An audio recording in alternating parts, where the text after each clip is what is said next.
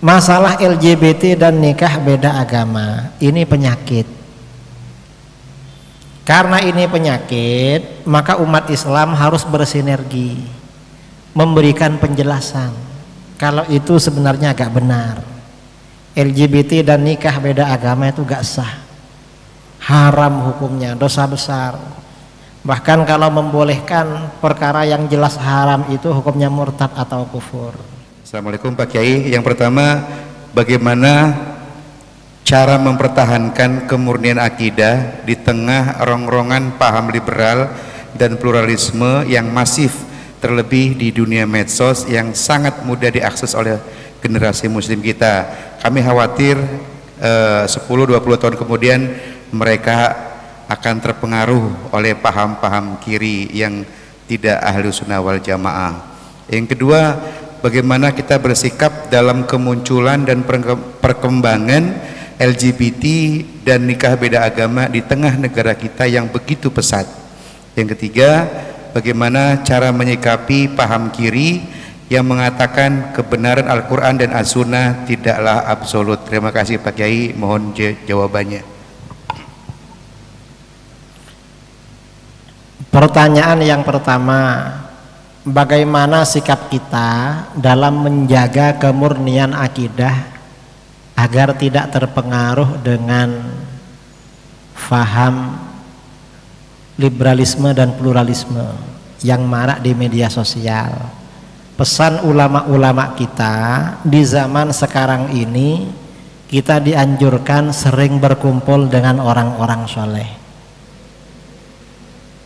banyak bergabung dengan orang-orang soleh dan memperdalam ilmu pengetahuan agama dari ahlinya. Insya Allah kalau kita ini sering berkumpul dengan orang-orang soleh dan terus memperdalam ilmu agama, kita dijaga oleh Allah.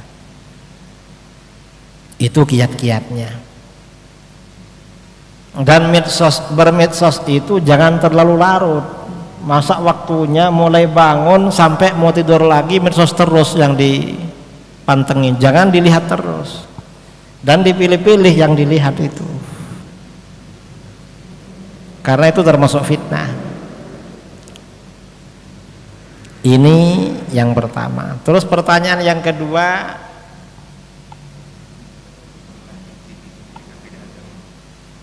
masalah LGBT dan nikah beda agama ini penyakit.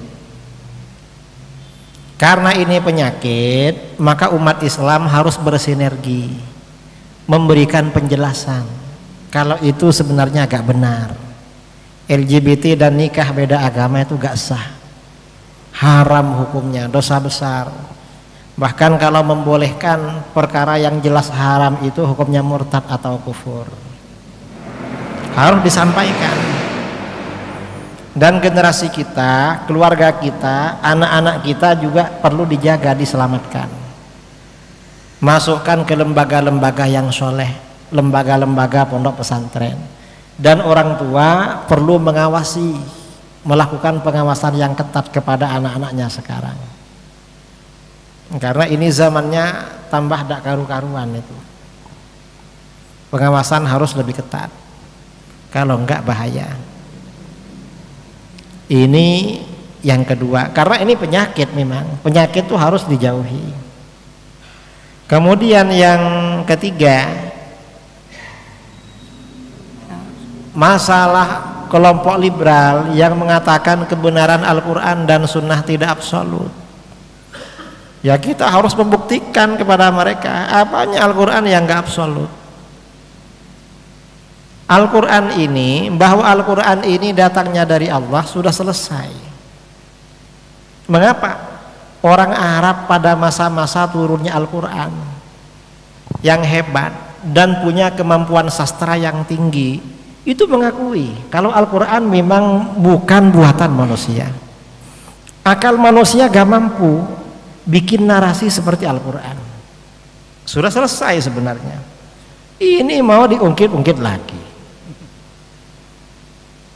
Dan memang sekarang ini, sekarang di era modern ini memang daya kemampuan manusia dalam menyerap ketinggian narasi Al-Quran itu hilang. Jangankan orang Indonesia, hatta orang Arab ya, karakter orang Arab ini sudah terkontaminasi dengan perkembangan modern.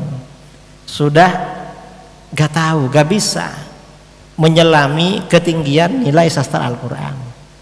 Tetapi bukan berarti pada masa sekarang Al-Quran kehilangan daya tariknya. Pada masa sekarang kebenaran Al-Quran tetap diungkap oleh Allah. Diungkap melalui apa?